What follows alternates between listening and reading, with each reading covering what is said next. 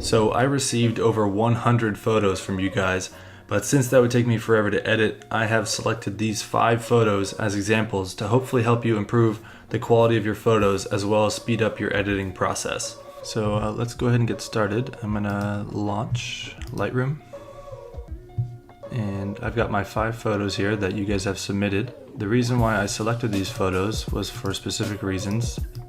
Images that I typically would take myself as far as angles, or like this one. This one's a little bit of a tricky one. There's a lot going on, but it is a great photo. There's nice colors, it's well balanced in exposure, but we'll get to that. But let's go ahead and start with this one here. This is a classic track photo. Now, where I normally start with editing is I'll obviously go to my Develop tab, and this is fully in Lightroom, like I mentioned.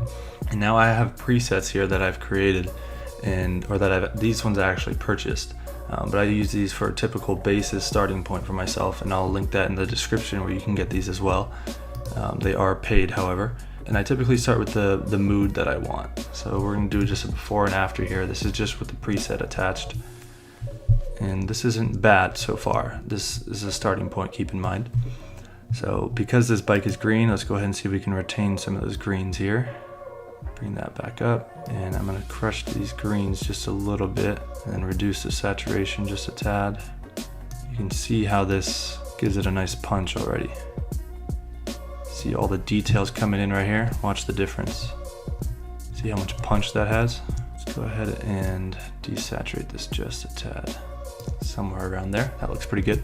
I typically do before and after, and you can use that using the see, I want to take my whites, and I'm going to make my whites just a little cooler. Drop this down just a tad, plus 11.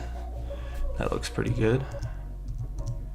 And there's a lot of debris going on. Now, I leave it up to you guys as far as how you guys want to clean that up. I personally, because this is kind of part of the track day experience, you know? However, I personally like a more clean photo. So we're going to go ahead and clean this all up. So I'm gonna open this in Photoshop really quick just because I can do it a little bit faster. And if you have Lightroom, you will have this as well. This is the spot healing brush, and this works a little bit quicker. So like I said, I'm gonna go in and just finish cleaning this up really quick.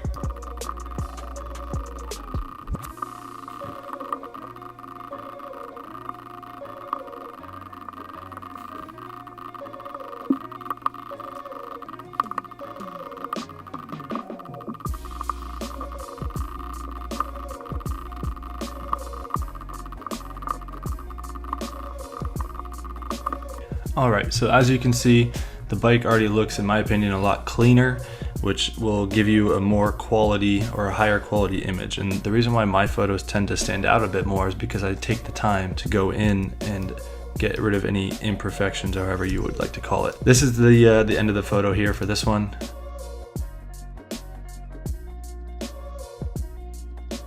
All right, let's go ahead and go jump into the next one.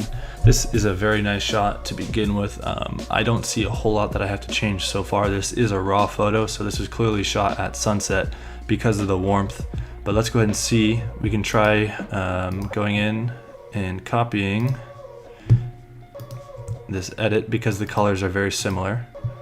So we'll go in, just tone this down just a tad.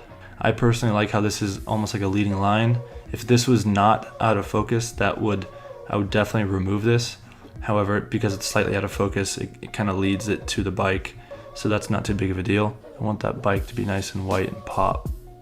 My biggest theme is going for those nice yellows, those nice whites, and blues.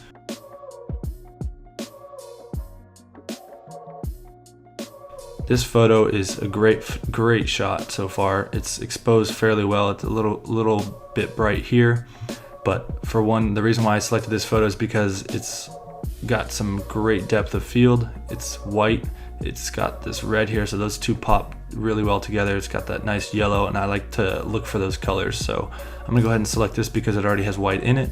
Go ahead and copy these traits, paste it on this. And this is obviously too white to begin with, so let's go ahead and bring that yellow back up to where we were. And this is too cold, so we'll bring this warmth up just a tad. Bring our shadows down, make him contrast a bit more. Now I'm gonna bring my highlights down because it's pretty high with this image. See if we can get some more contrast here. And as you can see in here, there's a lot of blue. I want my whites to be white, so we're gonna go in and take this blue and take some of this blue out. And you can see how much that helps. That's obviously too much. Take a little bit of the edge off here. You can see the difference already. Pops a lot more. I personally love those desaturated looks. And just look at that. Those red headlights look incredible right here. And I typically try not to mess with the clarity too much because it creates this drastic effect. And that's personally too much for me. Somewhere here. And before, after, before, after. Now the only thing I would do is crop this. This is a little bit large. Let's see if we can crop it at a different angle. Let's go as shot. Bring this down. There we go. That's a nice crop.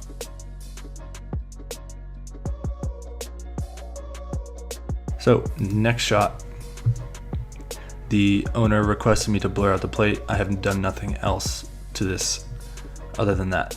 But let's go ahead and edit these colors. And then I'm gonna remove this and some other details in Photoshop again. So let's go ahead and copy this, see how it looks on here. So the highlights have to come back up. Bring this down just a tad. Shadows look pretty nice. Fix those just a little bit. I'm gonna go ahead and do something that I haven't done yet, which is create an adjustment brush. And what this is gonna do is gonna bring out this exhaust a little bit more. So we have our whites bumped up, our exposure bumped up a little bit, saturation, let's bring this up just a tad. A little bit less. You can always change this after you paint onto it. And let's bring some of these highlights out as well as some clarity. Let's make this brush a little bit smaller. So let's see what this looks like. You can see that exhaust comes out a lot more after the fact. Very nice so far. All right, so now we're in Photoshop. I'm gonna quickly just remove this and any other things that I think are irrelevant. I'm using the lasso tool, or L, and just creating a little rectangle around it. Right clicking, we're gonna do fill, content aware, normal, 100% opacity, and it's gone. And I think the last thing I'm gonna just do here is crop it down. Now I always crop my photos down to 1350 by 1080, other way around. 1080 by 1350. This is the max size that you can upload on Instagram, about there. And we will save this as the same image, but I usually put cropped in there. That way you always have the full version in case you want to add any more edits to it. Let's go ahead and head back to Lightroom and finish the last photo, which is going to be the most difficult one.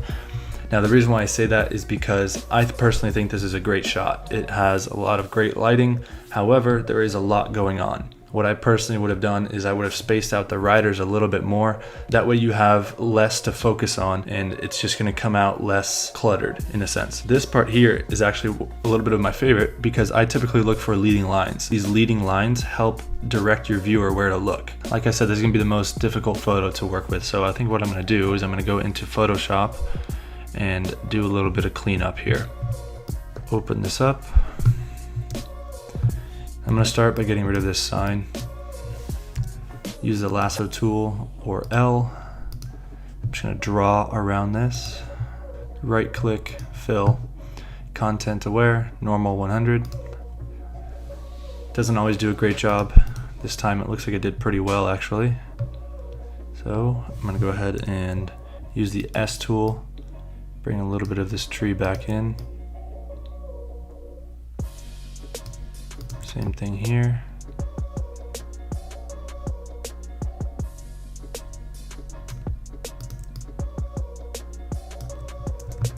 Do a quick save, always save. All right, as you can see, the pole is gone. It immediately puts all the focus back in on the riders.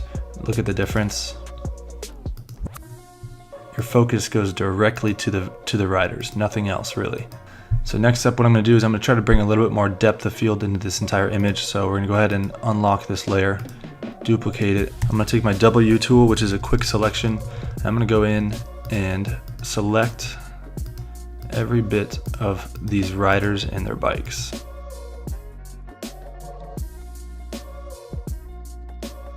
Alright, so I have gone in and selected almost everything that I could. As far as the details go, I will go in and fine line everything in just a second. I'm going to go ahead and open the quick selection tool again after zooming in, and we will do layer via copy, or we can do select and mask. I leave it up to you. I'm gonna see, let me see, for this one I think I'm just gonna do the layer via copy and label this riders. Quick save, Command S, and we're gonna go in and I'm just gonna delete this underneath, or disable. We're gonna go in and just quickly get rid of any imperfections with the erase tool on top of our layer. Just make sure it's selected. Go in and delete anything that's not necessary.